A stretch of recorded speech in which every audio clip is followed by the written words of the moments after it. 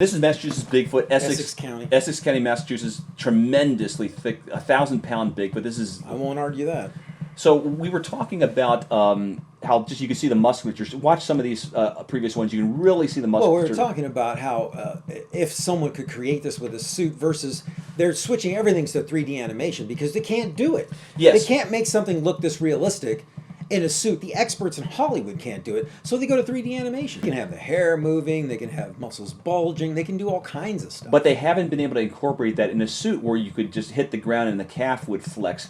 But we're seeing that here, and it's impossible to do with a costume to this date. Would you do it with electric solenoids or something? Would you have it flex with it? Would you have to have like a computer panel in there? I think if they could do something like that, they could create a human, or they could create a Frankenstein. I mean, it's not that far off, I'm sure. Well, I mean, I keep up with what they do in movies, and they haven't done it. No, it's all 3D. Yeah, I mean, they haven't done it with costumes. Yeah, and just to look at this, we were talking about in the previous episode. This you can actually see the trapezius muscles and the rear deltoid and the tricep and the brachialis muscle, the extensor muscle, and the outer part of the forearm. You can see the palms of the hand, the underside of the hand. Some of these shots you can see the foot, underside of the foot, and you can see all the detail of the pads of the foot.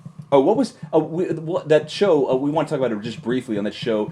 $1 Million Bigfoot Bounty. The guy's name we call the grunge guys, who are Sandy and Dave, who were out in a canoe, and one out of the blue, it seemed, we just watched a little preview on it, asked the other, what would you do if you saw Why don't you explain what they said? Well, they're talking about, what if you saw a female Bigfoot laying on the ground with her legs spread and she motioned you over?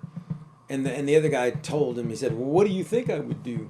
Yeah, they just suggesting that they were going to have sexual intercourse with Bigfoot. I mean, this is beyond ridiculous. Yeah, I mean, well, it just shows you what television has come to in the past. On TV, I mean, come on, is that really happening? And I mean, presumably that's a show for all ages. I mean, Bigfoot is something. Yeah, this isn't late night TV.